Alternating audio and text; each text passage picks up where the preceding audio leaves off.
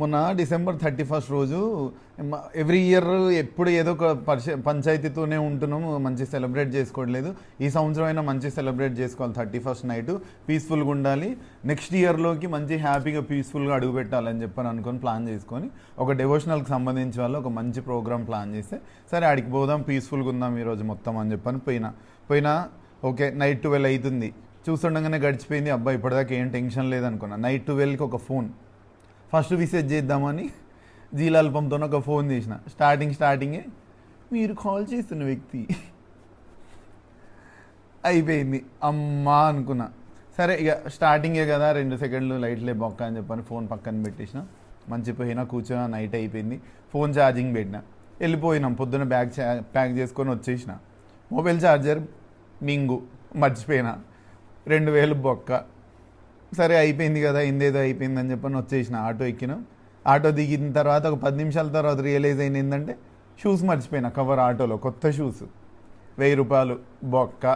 సరే ఏదో ఒకటి ఏంద్రా అని చెప్పి మా ఫ్రెండ్ గారిని అంటే, సర్లేరా షూసే కదా దరిద్రం పోతే పోయింది అది ఇది అన్నాడు.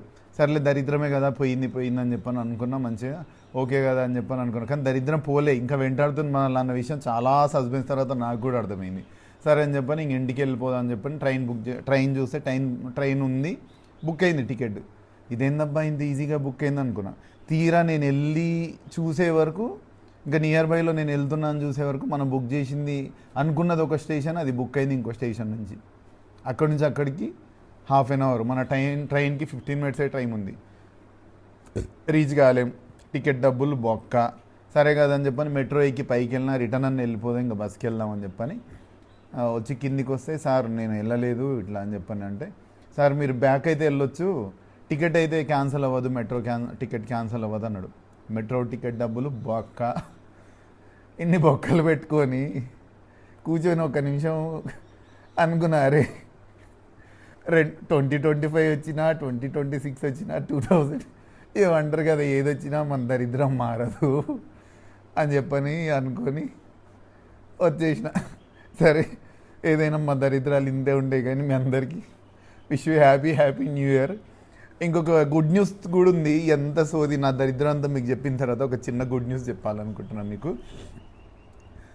నెక్స్ట్ ఈరోజు ఫ్రైడే కదా, నెక్స్ట్ గురువారం నుంచి ఒక మంచి సిరీస్తో మీ అందరి ముందుకు వస్తున్నా. నేను ఎప్పటి నుంచో ప్రయత్నం చేస్తున్నా, కానీ బిజినెస్ టెన్షన్స్, ఈ ఫ్యామిలీ ఇవన్నిటితో నేను అనుకున్నవి చేయలేకపోయినా. చాలా ఉన్నాయి నా దగ్గర, చాలా రాసుకున్నా. నేను అనుకున్న ప్లాన్స్ చాలా ఉన్నాయి. ఒక మంచి సిరీస్ తోటి రేపు గురువారం మంచి షూట్ చేస్తా.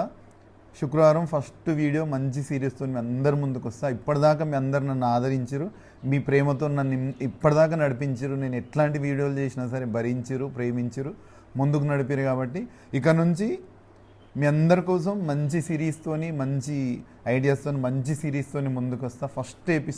ఫస్ట్ వీడియో రేపు శుక్రవారం రిలీజ్ అవుతుంది. ఇంకా 8 days ఉంది. మీ అందరు నన్ను ఎట్లనే ముందుకు నడపాలని కోరుకుంటున్నా. Thank you so much. నేను Usman Arman Malik. Once again happy new year. మీరు అందరూ బాగుండాలి, మీ అందరితో నేను ఉండాలి. Thank you. Love you all. Signing off. This is Arman. Good bye.